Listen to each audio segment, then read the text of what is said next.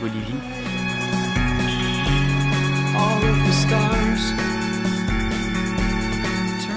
avant de se rendre à El Alto, le quartier pauvre de la ville, dans un centre pour enfants en difficulté où sont expliqués les problèmes liés à la pauvreté, par exemple la violence des parents, et le rôle de cette association pour les faire sortir du cercle vicieux de la pauvreté.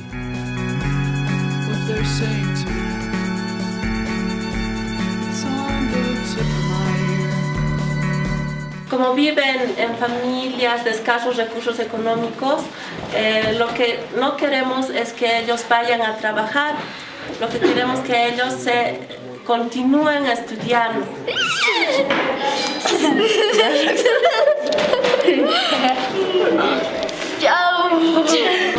Son la baja autoestima, tienen muy baja autoestima porque los papás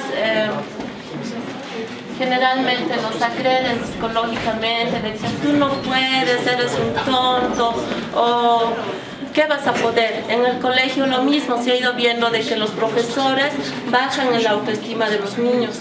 Entonces en las evaluaciones se han ido viendo eso. Cuando vemos eso, nosotros lo que trabajamos es fortaleciendo. Inmediatamente cuando se les evalúa, se va fortaleciendo eso. Son los papás del sexo masculino. Los papás son los más agresores. En cambio, las mamás, agresores se diría en el aspecto físico. Los papás son los que golpean a los niños. En cambio, las mamás son las que les gritan, eres un tonto, no puedes. Entonces van bajando la autoestima. No brindaban afecto, es bien difícil que ellos hayan recibido afecto, un cariño, un te amo de parte de sus papás. Entonces eso mismo es lo que les dificulta también a sus niños decir te amo, te quiero. Et un soutien aussi pour la mère qui souvent a beaucoup reçu des aides alimentaires, mais qui ne travaillait pas. Et donc là, pour redonner la dignité, eh ben, on les fait travailler. Et en fait, le prêtre qui a vraiment instauré tout ça a dit que la pauvreté, ça ne se discute pas, il faut agir. Donc ici, en fait, les enfants qui sont recueillis ici, c'est les enfants qui ont subi un break familial. En fait, il y a eu pas mal de violences dans la famille. Alors soit eux-mêmes sont violents, soit ils ont subi des violences. Et donc ils sont placés ici jusqu'au jugement. ¿No? ¿Cómo te llamas? Lidia. Lidia. Ah. ¿Y cuántos años tienes? 10. No, 13. ¿13? Juego. Oh, Juego. A veces nos bañamos, que hay aseos. Sí. Y así nos bañamos, de ahí jugamos, de ahí así entramos al comedor, tomamos té, de ahí salimos también, jugamos. Sí. ¿Y estudias un poco? Sí, estudiar aquí sí estudiamos. ¿Y te gusta? ¿Sí? Sí. ¿Y qué prefieres aquí? Estudiar, salir adelante. ¿Sí? ¿Cuántos hermanos tienes? Los dos nomás somos. Somos los tres, pero los dos nomás somos. Y los dos están aquí. ¿Y el último? El último está con mi mamá. ¿Con tu mamá? ¿Y tu mamá qué hace en la vida? No sé, ya no sé. ¿No sabes? Ya no sé. Pero ¿Y tu si papá? me está escuchando, le saluda a mi mamá. Ah, le saludas a tu mamá. ¿Y tu papá? Mi papá debe estar en mi casa. ¿En tu casa? ¿Y qué hace tu papá? No debe estar trabajando, no sé. ¿No sabes tampoco? No sé, pero le saludo también. ¿Y ¿Sale a todos los teles? ¿Esto? No, no. ¿Y hace cuánto tiempo que estás aquí? Hace años. Hace dos tiempos, creo que. No sé, ya no me recuerdo. ¿No te recuerdas? No. ¿Y cómo se llama tu muñeca? Menina. ¿Menina? No, menina, no sé. Todavía no tiene nombre. Ah, hay que darle un nombre.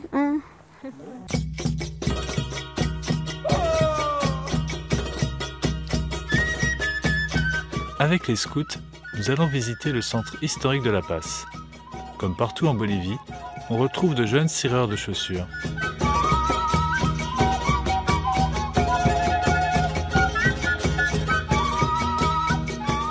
Dans l'après-midi, nous montons sur les hauteurs pour visiter un petit parc où l'on trouve d'étranges concrétions érodées. d'ici, la vue sur la ville est magnifique par ce temps très clair. 20 juillet. Nous partons pour le lac Titicaca. En chemin, on s'arrête dans des ruines Tiwanaku très bien conservées.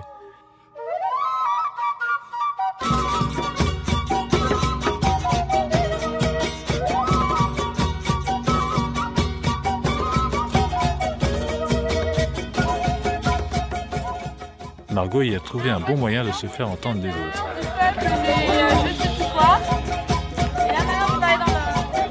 Donc là, je parle vraiment dans le truc. Est-ce qu'on entend bien? Voilà.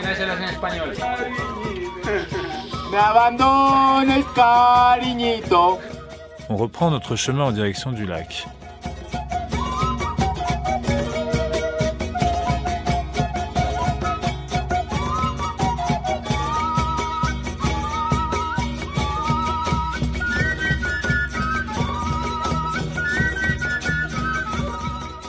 En fin d'après-midi, nous apercevons enfin les rives du Grand Lac. J'ai l'impression d'être au bord de la Méditerranée, mais cependant l'eau n'est pas salée. Pour rejoindre Copacabana, nous devons traverser un bras du lac pour atteindre la presqu'île où est située la ville.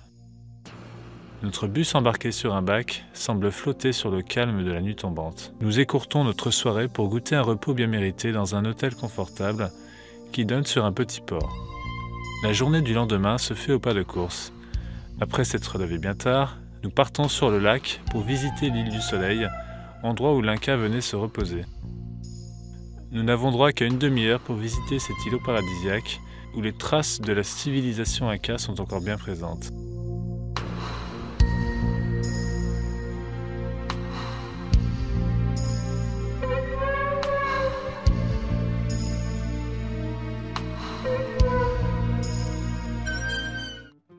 Après avoir passé une énième nuit dans le car pour rejoindre Cochabamba, nous visitons un marché gigantesque qui propose à peu près tout ce qui se vend.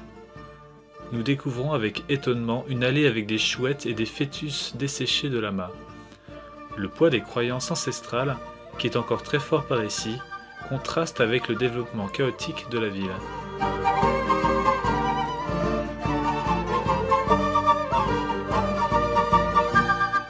L'après-midi, nous montons dans le plus grand Christ du monde, 24 mètres de hauteur,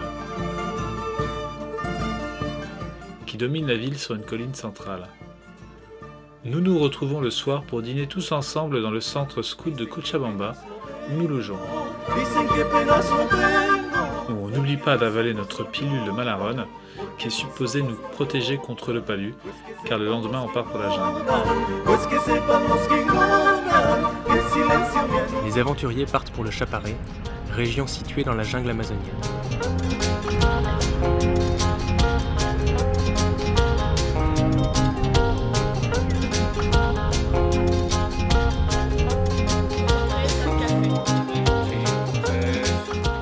Petit-déj dans un hôtel paradisiaque, avec une vue paradisiaque, tout pour me satisfaire.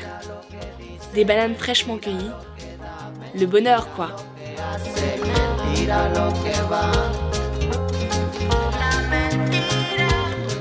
L'après-midi, on part visiter un parc animalier dans la jungle. Regardez. Merde, il est en train de bouffer le mouchoir. Dégueulasse.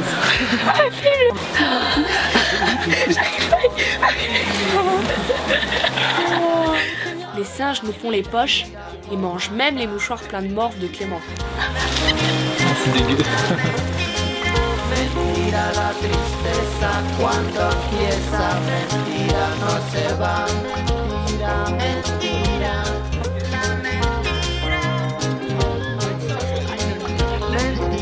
La sauce qui gère ce parc s'occupe de réinsérer les animaux dans la jungle.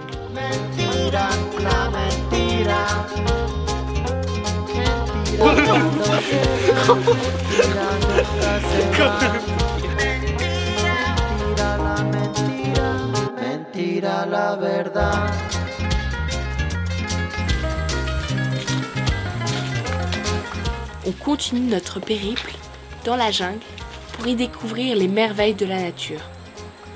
Notamment la symbiose qui existe entre la fourmi et une espèce d'arbre.